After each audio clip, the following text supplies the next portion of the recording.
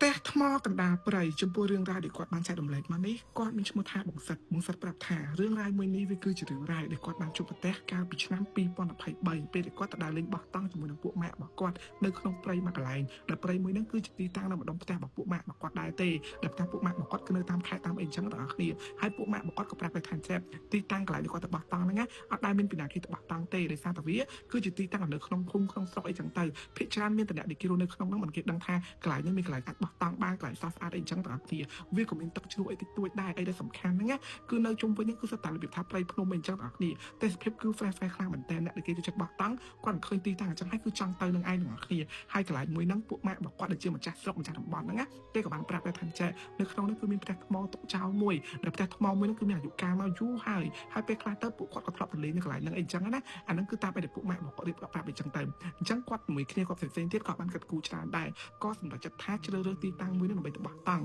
់វានៅមិនឆ្ងាយពីផ្ទះពួកម៉ាក់របស់គាត់ហ្មងបងប្អូនមកល្មមអាចថ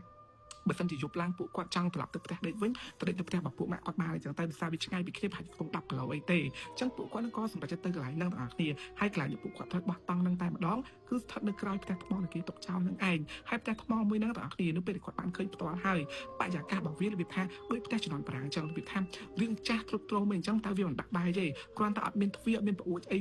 ត្រឹមត្រូវទេបងប្អូនរបៀបថាចំហចោលទាំងអស់អញ្ចឹងណាហើយនៅក្នុងហ្នឹងក៏មានអ៊ំម្នាក់រស់នៅដែរតែអ៊ំម្នាក់ហ្នឹងអាយុរបស់គាត់ប្រហែលជាខ្ទង់60 ឆ្នាំគាត់រស់នៅនឹងតែម្នាក់ឯងទេរបៀបថាមកចាំកន្លែងហ្នឹងផងពេលខ្លះទៅគាត់មកនៅនឹងផងអីផងអញ្ចឹងណាគាត់ក៏បានសួរនាំពួកម៉ាក់របស់គាត់ពីប្រវត្តិអ៊ំម្នាក់ហ្នឹងហើយគាត់ក៏ថាទៅអ៊ំម្នាក់ហ្នឹងគឺគាត់អត់មានកូនចៅទេពីមុនមកគាត់មានផ្ទះសម្បែងស្នាក់នៅទេអញ្ចឹងហើយទើបគាត់ជ្រើសរើសកន្លែងហ្នឹងជាកន្លែងនេះគាត់មកស្នាក់នៅស្នាក់អីចឹងទៅតែគាត់មិនមែនមនុស្សវិកលចរិតឬក៏មនុស្សឈួតអីទាំងអស់គាត់មនុស្សយើងធម្មតានឹងឯងអញ្ចឹងពួកគាត់នឹងក៏បោះតង់នៅកន្លែងហ្នឹងបន្តទៀតអញ្ចឹងទាំងអស់គ្នាអីដែលសំខាន់នៅពេលដែលពួកគាត់ទៅបោះតង់ហ្នឹងគឺស្ថិតនៅក្នុងខែវស្សាធម្មតាខែវស្សាតំបន់ភ្នំចំហគឺមានភ្លៀងរហូតម្ដងភ្លៀងម្ដងរាំងម្ដងភ្លៀងម្ដងរាំងអញ្ចឹងណាប៉ុន្តែបរិយាកាសវាគឺស្រស់ស្អាតខ្លាំងមែនតើពេលដែលពួកគាត់ទៅដល់ទីតាំងកន្លែងហ្នឹងគឺនៅម៉ោងប្រហែលជាខ្ទង់ម៉ោង3ល្ងាចអីទៅដល់ភ្លៀងក៏ចាប់ដើមរៀបចំបោះតង់បោះអីចឹងទៅហើយពេលរៀបចំបោះតង់ហ្នឹងហើយទាំងអស់គ្ន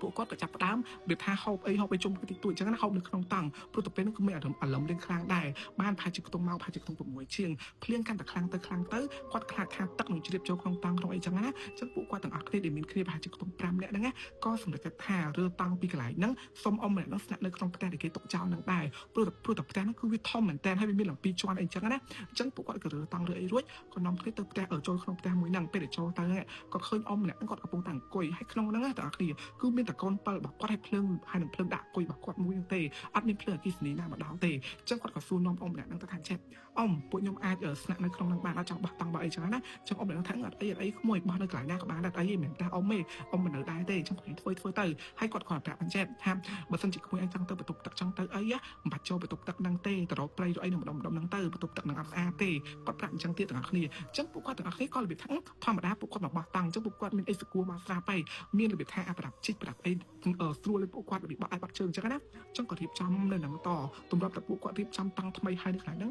គឺម៉ោង7ជាងពេលហ្នឹងគាត់ចាប់ផ្ដើមអង្គុយនិយាយគ្នាដុតភ្លើងអីលេងអញ្ចឹងទៅហើយអ៊ំម្នាក់ហ្នឹងទាំងអស់គ្នានៅពេលដែលពួកគាត់ហត់បាយហូបអញ្ចឹងគឺគាត់ហូបឬថាគាត់មានមកហូបរបស់គាត់ហើយគាត់ហូបរបស់គាត់អញ្ចឹងទៅហើយមុនពេលដែលអ៊ំម្នាក់ហ្នឹងគាត់ហូបបាយទាំងអស់គ្នាគាត់ឃើញអ៊ំម្នាក់ហ្នឹងដាក់បាយដាក់របៀបថាដាក់បាយដាក់មកហូបដែលគាត់មានហ្នឹងណាដាក់នៅលើស្លឹកចេកយកទៅដាក់នៅខាងក្រោយផ្ទះនៅមុខបន្ទប់ទឹកដែលបន្ទប់ទឹកគេគឺនៅខាងក្រោយដាច់ទាំងអស់គ្នាបន្ទប់ទឹកមួយហ្នឹងគឺល្ងឹតខ្លាំងមែនតើដូចនិយាយអញ្ចឹងផ្ទះមួយហ្នឹងអត់មានមនុស្សនៅទេអញ្ចឹងអត់មានភ្លើងអគ្គិសនីអីទាំងអស់គឺមានតែភ្លើងចេញពីភ្លើងអាគុយដែលអ៊ំហ្នឹងគាត់ដាក់អញ្ចឹងទាំងអស់គ្នាអញ្ចឹងពួកគាត់ហ្នឹងក៏អង្គុយនិយាយគ្នាលេងបានប្រហែលជាដល់ចូលម៉ោង10យប់ក៏ចូលដេកទៅដោយសារអត់ចង់រំខានអ៊ំច្រើនអញ្ចឹងណាហើយអ៊ំគាត់ក៏ទៅកន្លែងគាត់ដេកទៅកន្លែងគាត់ដេកហ្នឹងគឺនៅក្នុងបន្ទប់ដែលនៅចុងគេហ្មងដែលនៅចុងនៅក្នុងផ្ទះដែលគេទុកចោលហ្នឹងគឺមានបន្ទប់ទាំងជាន់លើទាំងជាន់ក្រោមប៉ុន្តែជាន់លើគឺគាត់បានដឹងថាមានបន្ទប់ពីខ្លះទេដោយសារតែគាត់អត់បានដើរឡើងទៅហើយចដាលផ្ទះរបស់គេទៀតទាំងអស់គ្នា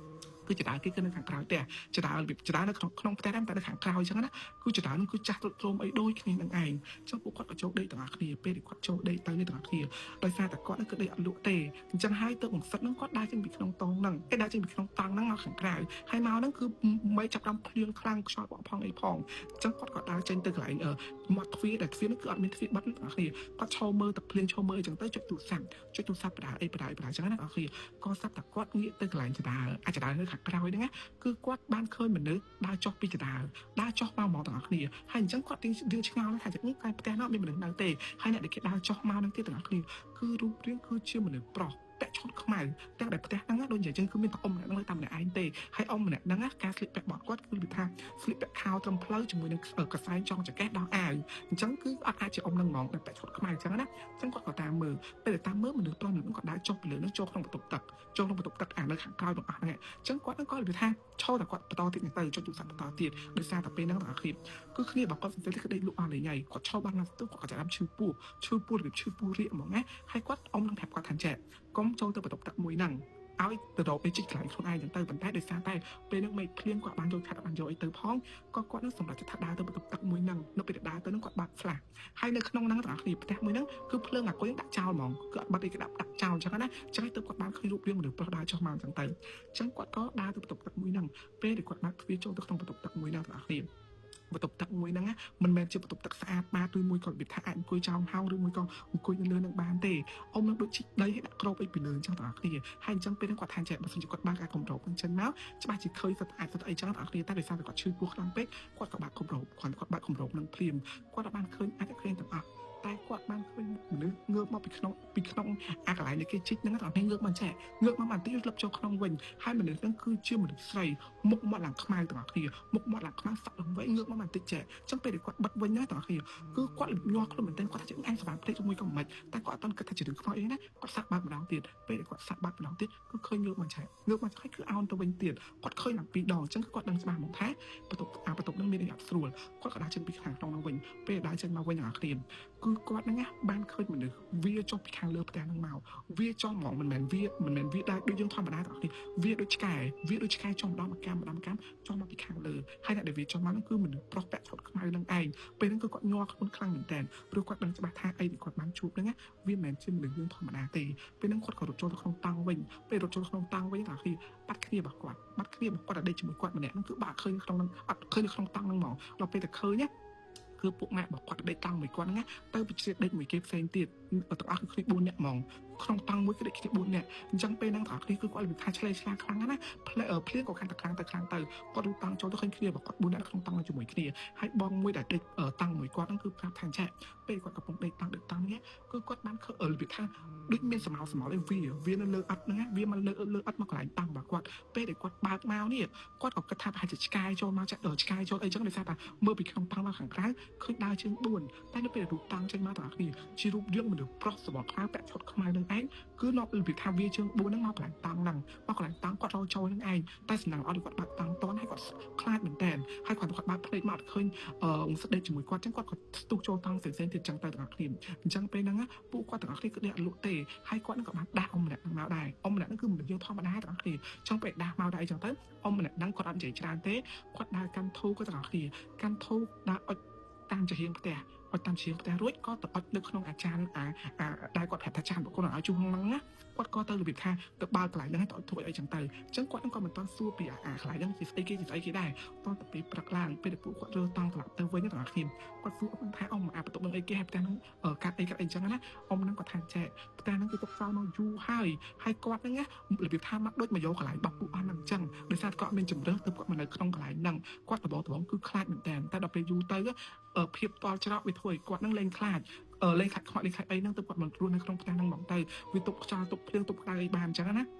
ហើយយូរទៅក៏របៀបថារស់នៅគេនៅតែគេយើងនៅតែយើងអីអញ្ចឹងអត់គ្នាតែគាត់អត់សែនអីគេដែរឲ្យតែគាត់មកពីអេចាយឬមកពីរបៀបថាលុបអីហើយគឺតែយកអីមកសែនឲ្យគេហើយអាកន្លែងដែលគាត់ប្រាប់ថាបន្ទប់ទឹកហ្នឹងណាមិនមែនជាបន្ទប់ទឹកឯទាំងគ្នាកន្លែងហ្នឹងតាំងពីពេលដែលគាត់មកគឺគាត់ឃើញអញ្ចឹងស្រាប់ហើយនៅពេលដែលគាត់បើកកន្លែងហ្នឹងទៅគឺបានឃើញមនុស្សស្រីងើបចេញពីក្នុងហ្នឹងតែដូចនិយាយអញ្ចឹងគឺវាមិនមែនមនុស្សយើងធម្មតាទេអញ្ចឹងគាត់ថាចាប់ផ្ដើមពីពេលដែលគាត់ដឹងរឿងហ្នឹងមកពួកគាត់នឹងក៏ត្រឡប់ទៅផ្ទះវិញម្នាក់គឺធ្លាក់ខ្លួនឈឺជាពិសេសគឺគាត់ជាមួយនឹងបងមួយដេកតង់មួយគាត់បានឃើញហេតុការណ៍អស់ហ្នឹងទាំងគ្នាគឺគាត់ធ្លាក់ខ្លួនឈឺហ្មងដោយសារគាត់បានឃើញវាគឺស្អែកតែខាងពេកចំណុច3នាក់ទៀតគឺរបៀបថាគេឃើញបានតិចអញ្ចឹងគឺគេមិនសូវខ្លាចដូចគាត់ហ្មងទេនៅទាំងគ្នាចំពោះរឿងរ៉ាវដែលគាត់បានចែករំលែកមកនេះក៏មានតែប៉ុណ្្នឹងដែរបើសិនតែអ្នកគ្នាមានរឿងចែករំលែកកុំភ្លេចឆាតមកក្នុង account អាជីព